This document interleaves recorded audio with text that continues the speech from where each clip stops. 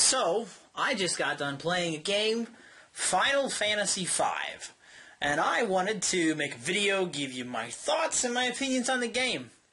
Final Fantasy V as part of the Final Fantasy Anthology Collector's Edition that was released on PlayStation 1 back in October of 1999.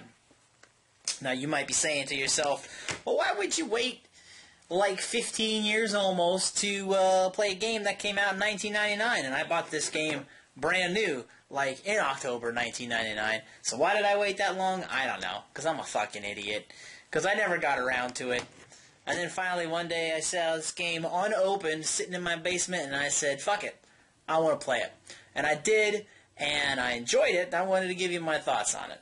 So here's a little bit of information about me and games. I'm a big video game fanatic, especially RPGs. I really love old school RPGs. So even back in 1999, this was old school, because these games were back from the early 90s. So I picked this thing up as soon as it came out, and one of the reasons why it took me so long to get to this is because I probably have, I don't know, 20, 30 games that are old school RPGs like this, and fuck, when I play an RPG, I go balls out. I do absolutely everything I can possibly do in the game. I don't just beat the game, I fucking destroy it. I murder that son of a bitch. I conquer everything that you can possibly find in the game, and I just go balls out. And it takes me forever to beat an RPG, especially an old one like this, where grinding is the name of the game. So first let's talk about the Final Fantasy Anthology, the actual game here. This is actually two games in one. You get Final Fantasy V and Final Fantasy VI. And by the way, I have no idea if this is actually on camera right. So I hope it is. But you get Final Fantasy V and Final Fantasy VI. And up until when this game was released in 1999, Final Fantasy V had never been released in the United States before. This was the first time it was released. So that was kind of a big deal. Plus it came with like a bonus soundtrack CD that had all the tracks from the first, or I guess the most popular tracks from the two games. So that was pretty cool too. I love that collector's edition bullshit. I'm a sucker for that stuff. So that's another reason why I picked this up. So as the game gets started with Final Fantasy V, you got the crystals. And crystals in danger, getting destroyed, is a huge theme in the first 5 Final Fantasy games. You know, the crystals harness the power of the planet, whatever planet you're on. They all comes from the 4 crystals. There's usually 4 of them. And you have to try to protect them, keep them from getting destroyed, because then it throws the world off balance into chaos. That's the theme of all of the old school Final Fantasy games, and it comes back in this one. The way it starts out is the crystals keep the world alive, and they start shattering, and gigantic meteors start crashing into the planet, and all kinds of crazy shit is going on when this game opens up. Nobody has any idea what the hell's going on. And you get 4 random strangers come together. They try to find out why the planet's getting bombarded by these meteors and why the crystals are blowing up and all this other craziness. And as the game progresses, you find more and more out about these 4 characters, and you find out, it's not so random that they came together after all. And it was all kind of a predestined type of thing, you could say, as the game progresses. So the setup is pretty standard RPG stuff. And as the story goes on, it's pretty basic, but there's a few scenes here and there that are actually very surprising, very captivating, and cool to watch for an old school RPG. It really had my attention, and I was surprised by a couple of the twists and turns that the story wound up taking. So it kept me invested as the game went along, for the most part. The characters were very likable. I did enjoy them. They were very endearing. The expressiveness of the characters made them endearing. There's no voice acting. There's no 3D anything. It's all sprites on the screen, 16-bit goodness. And I really enjoy that style of video game. And I just had to make do with like thought bubbles and facial expressions and the way the characters just kind of had their dorky little movements on the screen. It was fun. It made the characters appealing. There was no terrible voice acting by any one character to make you sway your opinion of them. And the good guys were good, and the bad guys were bad. They all played their parts. And the graphics, like I said, is very old school, 16-bit. I love it. It's not for everybody, you know. You got to be a fan of that style of game to enjoy this, you know, this game. So yeah, I know it's not for everybody. One thing that I really do like about the 16-bit graphics as it pertains to Final Fantasy games is the way that the enemies look in the 16-bit Final Fantasy games. Because they're just still pictures, right? It's just still images of bad guys that you're fighting when you go into battle. They don't really move a whole lot. But the detail and the artwork put into some of the enemies is very, very cool. It looks really kind of badass. And when the 16-bit games, you know, it's just still images, but they can look really neat. And I like that part of playing an old Final Fantasy game, is you get to see those pretty badass looking images of enemies as you play. Pretty cool stuff. One thing that's a downer about playing this game that I didn't realize until I started playing this is the first old school RPG I've played since I got my LCD TV, my new one, is that apparently 16-bit games look like shit on an LCD TV. The graphics, the actual image is super pixelated, ridiculously distorted, and incredibly hard to look at. So I enjoyed this game, and I'm not going to knock the game for that, because that's just, you know, because it's so old and such new technology. I guess this doesn't handle it right. I'm not sure what's going on with that. If anybody knows why 16-bit games look like garbage on a LCD TV, feel free to leave a comment and explain that to me, because I don't really get it, and I just haven't had time to look it up yet. But, yeah, it looked like fucking shit, unfortunately, but that's not because of the game itself. I still enjoyed it, but my eyes, I definitely felt like I knocked a couple of years of eyesight off of my body. I'm going to be going blind by the time I'm 50 instead of by the time I'm like 60 or 70 now, thanks to playing this game. But you know what? I'd say it was worth it. The soundtrack, Final Fantasy games, Square, old school Squaresoft games in general have some of the best soundtracks you're ever going to hear in video games. And this soundtrack, I would call it decent. It's not some of the best. Some of them were very annoying. Some of them were very good. So it kind of evens out to being about average through the whole way through for this particular Final Fantasy V. And I would even say that there's certain tracks that I just wanted to stay in the area and just let the music play so that I could just continue to hear more of that particular song because it was so cool to listen to. So it definitely has a couple of tracks like that in this game. Leveling up, grinding in this game is very fun. Oh man, I loved it. I really did. Because what happens is you have a job system in this game, and the more crystals you find, the more jobs you get. And you can switch your characters at any point to any job, and they retain all of their abilities, but you only get a set number of abilities that you can apply to each character. Like a character's got like 2 slots, I think. So you can only pick 2 abilities from the list that you've learned from all of your jobs. So there's some strategy involved there, but the fun part about leveling is you have experience points to actually level up your characters, and then you have battle points, I believe they're called, to level up your jobs. And the experience points is some ridiculous number as it gets higher, but the job points, they're pretty low numbers. There's like 20, 30, 50, 300. I think the max one is a special job, goes up to 999. That you have to, it's like a side quest you have to do to get that job. But it's fun because for me, I like to just go. I like to just sit down, put some headphones on.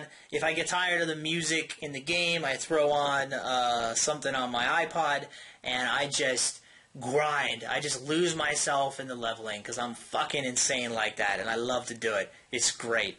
Yeah, I can just lose myself. I can play for hours like that. I loved it. And it makes it really easy to do in this game because each fight you get 1 battle point, at least 1. Some of them you get 2, and as the game progresses, you can get 3 or 4. So when you have a job level that you need to get to, and that's like 50 or 60 battle points, and you're getting at least 1 point per battle, you can sit there and think, oh man, 60 more battles, 59 more battles, I'm going to get that job level. Fuck it. I might as well just go for it. So you would sit there, at least I did. I sat there and I just grinded and I grinded and I grinded and I grinded and I loved it. Oh man, it was the best. And then when I hit that job level and I got that next action, function, whatever for my job, all of a sudden I had also gained 3 or 4 character levels for each person. And that's fucking great. So you're just grinding away, and before you know it, you got some super high level characters because it's just very easy to lose yourself in the leveling with this game. So big plus for me. And the exploration was fun too. I love the 16-bit overworld map that you can run around in and just check things out. So yeah, exploration was great. There was multiple world maps you could do this on. I think there's 3 world maps in this game. Very cool stuff. And you can get a submarine and go underwater and check out the underwater world too. Good stuff. One part I did not like about this game is you get 4 characters almost right at the beginning of the game. All 4 characters meet through the circumstances, and you stick with 4 characters throughout the entire game except for one portion. About 75%, 3/4 of the way through the game, you're knocked down to 3 characters. And let me tell you something, that fucking sucked. Just randomly, and it's a cool event that happened, but it took a character away from your party, and all of a sudden you're down to 3 characters. And it's also at this same point in the game that the difficulty ramps up incredibly. The enemies get a lot harder, and you are forced to go through a particularly difficult dungeon with only 3 characters. And I thought that was bullshit. Taking a character away when you're used to this 4-character dynamic in your party and your strategy is set that way, all of a sudden they take one away and they put you in this super difficult dungeon that you have to get through, all the way through, with only 3 characters, including the boss battle at the end. That was kind of garbage as far as I'm concerned. You're going to change it up like that and put me, like, giving me a fucking handicap, basically? I don't appreciate that. That kind of shit doesn't fly with me. That's garbage. Do not like it. Other than that one point in the game where that kind of pissed me off, I enjoyed the rest of it. The difficulty amped up at the end, too. There's a couple of secret side bosses that are incredibly hard to beat. And, I mean, if you're not prepared, and, of course, I didn't look all the way ahead, and the shit you gotta have to be prepared for these guys, you gotta get, like, before you go into the final area of the game where there are no shops or anything like that. Of course, I didn't know that, so by the time I got there, I wasn't prepared, and I really got my ass handed to me many times before I was able to beat those bosses. So that was kind of fucking annoying, too. And the game, as much as I did enjoy the grinding and all of that shit, it did get old after a while. But even towards the end of the game, even though I wouldn't have done all that grinding, the story just kind of came to a standstill about 3/4 of the way. About 3/4 of the way through the game, the story just kind of came to a standstill. There wasn't much more progression happening with the story. So it was just throwing dungeon after dungeon at you to try to complete. And I can do all the grinding as long as when I get through a particular dungeon I have more storyline to work through. But at the end of the game that wasn't happening. It was just constant, non-stop dungeon, and it got a little tiresome after a while. Now, something else I wanted to talk about real quick was the strategy guide. The official Brady Games strategy guide that I dropped $14.99 on when I bought this fucking game. Let me tell you something. Strategy guide fucking sucks. I hate that goddamn strategy guide. I don't know what it is with Brady Games. I don't know if anybody of you guys would even know this, but back in the 90s, Brady Games made fucking horrible strategy guides for RPGs. And I didn't know this at the time. I kept thinking, I mean, this was the only kind of strategy guide that I could find in my area was a Brady Games strategy guide. So I was forced to only buy this particular kind of strategy guide, and it fucking sucked, man. these strategy guides are terrible, especially this one, because like it would tell you information that was just inaccurate, or it wouldn't include certain parts. Like I was finding treasures that weren't even listed in the strategy guide. Because what I would do is I would run through an area, and then I would check the strategy guide to make sure I didn't miss anything. And if I did, I would go back and I would get it. But I was finding stuff that's not in this guide, or I found stuff at different locations than what the guide was telling me. And the guide had maps that were incorrect, pictures of maps that were totally wrong, and screenshots of where things should be that were totally wrong screenshots.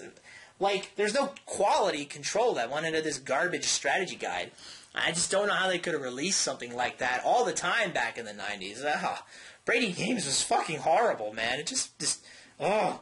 And then when stuff started coming up on the internet, that's when I just fucking stopped doing the strategy guides and just started using online shit to help me out with stuff. Or to just go back and make sure I didn't miss anything. So, but Brady Games, man, fuck them. Fuck their strategy guides. Garbage. At least back in the day, they're fucking terrible. So overall, Final Fantasy V on this Final Fantasy Anthology disc set, it's good. It gets a little slow at some parts, but for back in the day, Final Fantasy V, when this was released, this RPG was pretty groundbreaking in terms of its story, in terms of its job system, and yeah, I have played more captivating games since then, but yeah, for its time, it was very entertaining, so I'm going to give this an 8 out of 10. I really did enjoy Final Fantasy V. On the PlayStation 1 disc, it's kind of shitty, because PlayStation, it's load times. It's tons of load times. You hit the button to go into the menu, and you gotta wait 3 seconds before the menu comes up. You go into a random battle, a random 16-bit battle, you gotta wait like 5 seconds before your screen comes up, and then when you win, you gotta wait another 5 seconds to get back to the world map. So that kind of blows, but that's not the actual game itself. It's just being on the PlayStation. But the actual game, if I would have played this on Super Nintendo, and you can find it other places nowadays if you want to check it out, it's out there. A couple different ways you can get it. It's a pretty fun game if you like old school RPGs. I would definitely recommend picking it up. Like I said, 8 out of 10. I enjoyed it. So yeah, that's it. That's what I wanted to say. Final Fantasy V. Check it out. It's JB Squared 61279 with a video game review. I'll see you guys next time. Bye.